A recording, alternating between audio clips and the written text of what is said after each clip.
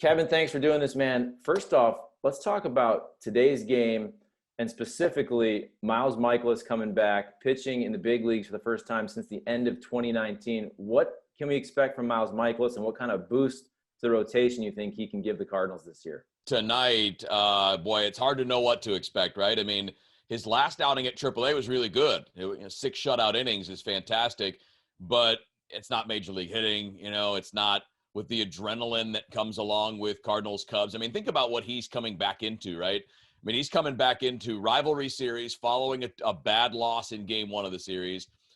The first time they've had really anything close to a real size crowd since 2019.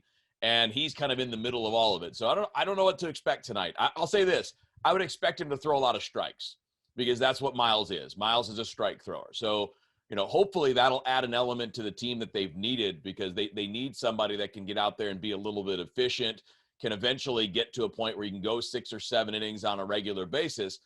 Long term, I think you'll eventually see Miles Michaelis, right? I mean, whether it's tonight or within the next handful of starts, you'll see the guy that, pounds the zone, gives you a chance every single game. Not a dominator, but, a guy that I think still has plenty of good years left. Last night, obviously, the Cubs kicked the Cardinals behind 12-3. So it's hard not to look at that game and draw maybe more conclusions from the time we've seen the Cubs here very recently. But what do you think about Chicago overall right now, 2 games back of the Cardinals in the Central Division? You also wonder what they'll do as the season progresses in terms of maybe trading some of their pieces. Will they really be going for it here in 2021? So what do you think of the Cubs team? First of all, a bunch of their hitters are kind of back to their old selves, right?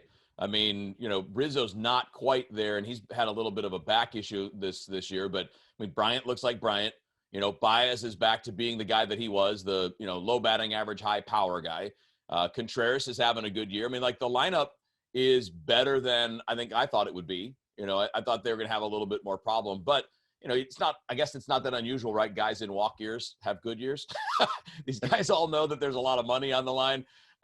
What's surprising to me, actually, is how good the bullpen's been. Their bullpen's been really good, and I don't know if it's sustainable. And I know I talked to Cubs broadcaster Jim DeShays this week, and they're very excited about the bullpen, but it's also carrying too much of the load because the rotation hasn't been very good. And until last night, Kyle Hendricks hadn't been very good. So, if they can get their rotation going, they're not bad. But the rotation is also weird, right? I mean, they're like the only team that went with control specialists that don't strike people out. And, everybody else has got pitchers throwing 95, 96. These guys, they went for all the guys throwing 85 to 89, except Alzolay, who's pitching tonight, who throws reasonably hard. So they're interesting, but they're still in a spot where if they're not a surefire, like, first place team come July, they almost have to move people. And DeShays referenced the, I don't know if you remember it, Charlie, but the white flag trade for the White Sox. This is years ago, they were in the race. They were like a game or 2 out, and then they sold. And people were like, what are they doing? And they're like, hey, listen, we can't let everybody walk. Otherwise, we have no roster next year. We had to do something. And it's interesting to see where they are because they're kind of in that in-between. Last night you had, 24,000, 25,000. How nice for you to see crowds back in the stands, and here in 3 weeks, hopefully 45, 46,000. It just makes all the difference in the world, right? I mean, to especially like not just in the stadium, but around the ballpark last night too, right? There was a buzz, there was a lot of energy. And there was with the Pittsburgh series too, but it was ramped up last night, and I'm sure it'll stay that way over the course of the weekend. It's among those things, Charlie, that a year and a half ago they don't even register. You're like, oh yeah, I mean, of course it's going to be a bunch of people getting really excited for Cubs Cardinals. And now it's like, wow, I really missed that. That was cool last night. And it was kind of fun to see too, the back and forth. Cause there were a lot of Cub fans there. And the next time these two meet at Wrigley Field, there'll be a lot of Cardinal fans there too. And it's just nice to have that feeling of like, all right, this is what the rivalry was like. Now that you have Carlos Martinez back, you have Miles Michaelis back. I know they'll go 6-man for a while. John Gant has been really good, even though he goes about 5 innings usually, but an ERA around 2. You have Oviedo as somebody who can be that 6th man, or if there's an injury, and we'll see if some of those guys eventually will have to go to the bullpen. But just overall, what do you think about the Cardinals rotation? It's a pretty good look now that you've got people back, right? I mean, The way the bullpen's going, they're going to need Gant in the pen.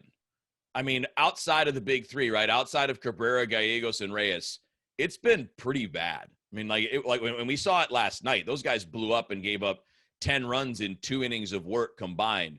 So not only do those guys need to get it straightened out, but I mean, they're probably going to need Gant somewhere in there too, because he's got a track record of getting it done, right? I mean, if you look at what he's done this year, he's tap dance around trouble all season long. He puts a bunch of guys on base, mostly because of walks, and then he finds a way to get out of it because he's got good stuff. And, he doesn't panic when he gets into those positions. And that's probably what they're going to need in the pen. I mean, they got a lot of guys there, and I don't remember if this is still true, Charlie, but it probably is after last night. They've been really bad. I think maybe the worst in the National League in terms of allowing runners on base to score when they come in. Inherited runners are scoring at a terrible rate with the bullpen so far this year. And we know it's not about the 3 guys, because those 3 guys have been really good across the board. But you need you need more than that, right? You need 5, 6 other guys, and at least 3 or 4 of them to be consistent. So I think those 2 things are clearly tied together, right? I mean, is it more valuable? And it's a tough decision, I think, for the Cardinals. Is it more valuable to have the 6th starter for a couple of weeks because that keeps you from putting too much on the starting rotation and risking guys running out of gas later? Or do you just go, God, panic mode, we need somebody that's going to get somebody out in the 6th or 7th inning right now, and maybe Gant can help with that? Left side, where you have Genesis Cabrera looking good, obviously Tyler Webb, not so much. You have Andrew Miller coming back, but I wonder with Matthew Liberatore, he had the weird last year at the alternate camp. I'm sure they want to build him up, but also if he can help in the pen in the big leagues, that's also an interesting question to help out this bullpen internally. At some point, yeah, that's going to have to be a consideration, right? I mean, I know we're counting to getting Andrew Miller back, but Miller was struggling before he got hurt. And he doesn't have an arm injury, right? I mean, this is a foot thing. So this is not like his velocity was down before because of an injury.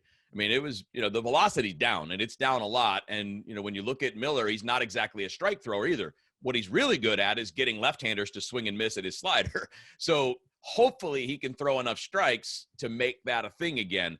But you're right. I mean, you can't have just the one lefty who's getting people out. Somebody else is going to have to do that. And we're getting to a point with Tyler Webb where you're going to have to make some kind of call. I mean, the walks combined with the constant contact is a problem. And, you can't just keep doing the same thing over and over again. Mo always says it's the definition of insanity. So I know at some point they're going to have to do that. And I think Liberatore is a great option later in the year, because I'm sure that they're going to, I mean, he had never pitched above A ball before this year. Now they moved him to AAA because they think he's close. And I think the guy to keep an eye on for that too is Zach Thompson.